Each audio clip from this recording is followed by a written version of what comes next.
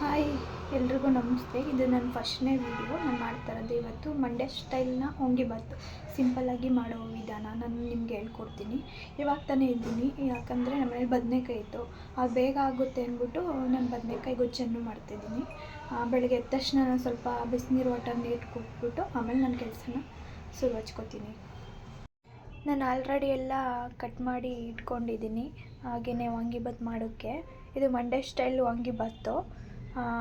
ನೋಡಿ, ಈ ಥರ ನಾನು ಕಟ್ ಮಾಡಿ ಇಟ್ಕೊಂಡಿದ್ದೀನಿ ಎಲ್ಲನೂ ಆಲ್ರೆಡಿ. ಇದನ್ನು ಒಗ್ಗರಣೆಗೆ ಹಾಕ್ಕೊತೀನಿ ಅಷ್ಟೇ. ಆಮೇಲೆ ನಾನು ಪುಡಿನ ಯೂಸ್ ಮಾಡ್ತಾಯಿದ್ದೀನಿ, MTR ಪುಡಿ ಯೂಸ್ ಮಾಡ್ತಾಯಿದ್ದೀನಿ.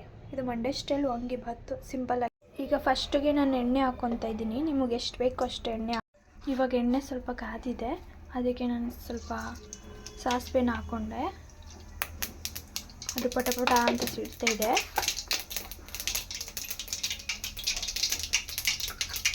ಇವಾಗ ಅದಕ್ಕೆ ಒಣಮೆಣ್ಸಿಕಾಯಿ ಹಾಕ್ಕೊತೀನಿ.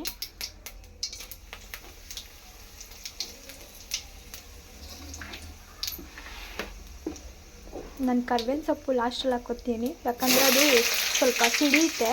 ಅದಕ್ಕೆ ನಾನು ಈರುಳ್ಳಿ ಎಲ್ಲ ಹಾಕಾದ್ಮೇಲೆ ಲಾಸ್ಟಿಗೆ ಹಾಕ್ಕೊತೀನಿ ಕರ್ಬೇವಿನ ಸೊಪ್ಪನ್ನ.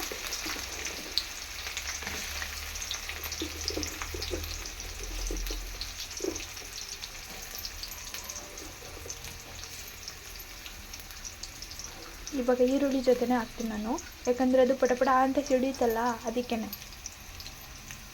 ಇದು ಚೆನ್ನಾಗಿ ಫ್ರೈ ಆಗಬೇಕು.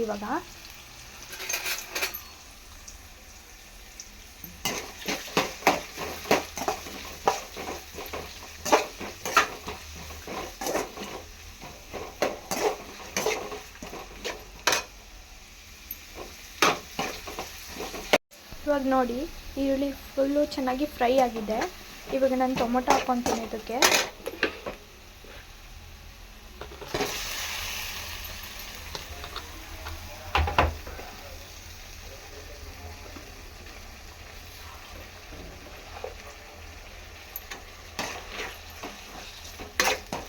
ಈಗ ಟೊಮೊಟೊ ಸ್ವಲ್ಪ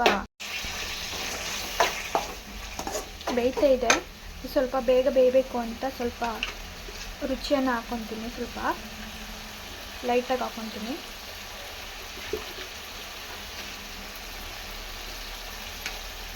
ಆಮೇಲೆ ಸ್ವಲ್ಪ ಅರಿಶಿನ ಪುಡಿ, ಆಮೇಲೆ ಸ್ವಲ್ಪ ಅಚ್ಚ ಖಾರದ ಪುಡಿ. ಅಂದರೆ ನಮಗೆ ಎಷ್ಟು ಖಾರ ಬೇಕೋ ಅಷ್ಟು ಸ್ವಲ್ಪ ಲೈಟಾಗಿ ಹಾಕ್ಕೊತೀವಿ. ನೀವೇನಾದರೂ ಜಾಸ್ತಿ ಖಾರ ಇಷ್ಟಪಡೋರಾದರೆ ಜಾಸ್ತಿನೇ ಹಾಕೊಳ್ಳಿ, ಚೆನ್ನಾಗಿರುತ್ತೆ. ಯಾಕಂದರೆ ನಮ್ಮ ಮನೆಯಲ್ಲಿ ನಮ್ಮ ಹಸ್ಬೆಂಡು ಖಾರ ಸ್ವಲ್ಪ ತಿನ್ನಲ್ಲ. ನೋಡಿ, ಇವಾಗ ಹೆಂಗಾಗ್ತೈತೆ. ಮಸಾಲೆ ಹಾಕಿದ್ಮೇಲೆ ಬೇಗ ಬೇಯಕ್ಕೆ ಸ್ಟಾರ್ಟ್ ಆಯಿತು. ಟೊಮೊಟೊ ಚೆನ್ನಾಗಿ ಸ್ವಲ್ಪ ಬೇಯಬೇಕು.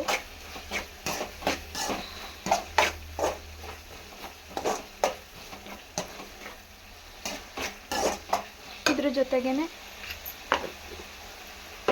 ಇವಾಗ ಬದನೇಕಾಯಿ ಹಾಕ್ತೀನಿ. ನಾನು ಎಣ್ಣೆಲಿ ಹುರ್ಕೊಂಡಿಲ್ಲ ಬದನೇಕಾಯಿನ, ಹಂಗೆ ಹಾಕ್ತೀನಿ, ಯಾಕಂದರೆ ಬದನೇಕಾಯಿ ಬೇಗ ಬೆಂದ್ಬಿಡುತ್ತೆ ಅಂತ.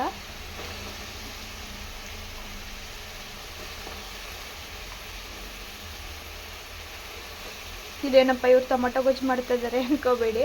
ಅಂದರೆ ನಾನು ಬದನೇಕಾಯಿ ಎಣ್ಣೆಲಿ ಫ್ರೈ ಮಾಡ್ಕೊಳ್ಳಲ್ಲ, ನಾನು ಒಟ್ಟಿಗೆ ಆಮೇಲೆ ನೋಡಿ ಆಲ್ರೆಡಿ ಆಗಿದೆ, ಫ್ರೈ ಆಗಿದೆ ಎಲ್ಲ ಚೆನ್ನಾಗಿ.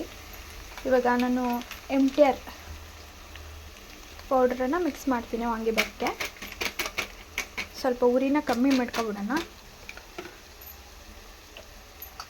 ಇವಾಗ ಮಿಕ್ಸ್ ಮಾಡ್ತೀನಿ.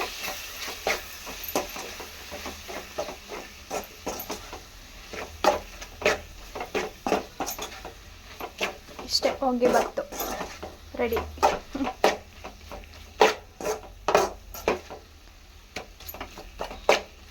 ಆಲ್ರೆಡಿ ನಾನು ರೈಸ್ಗೂ ರುಚಿಯನ್ನು ಹಾಕ್ಕೊಂಡಿದ್ದೀನಿ. ಗೊಜ್ಜುಗೆ ನೋಡ್ಬಿಟ್ಟು ಹಾಕ್ಕೊಳ್ಳಿ, ಯಾಕಂದರೆ ನನಗೆ ಸಾಕು ಅನಿಸುತ್ತೆ ನಾನು ಹಾಕಿರೋದು ರುಚಿ.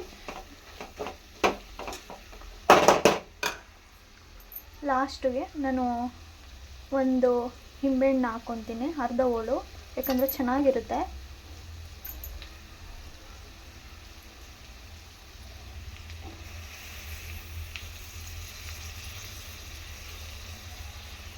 ನೋಡಿ, ಮಂಡ್ಯ ಸ್ಟೈಲ್ ವಾಂಗಿಬಾತ್ ರೆಡಿಯಾಗಿದೆ.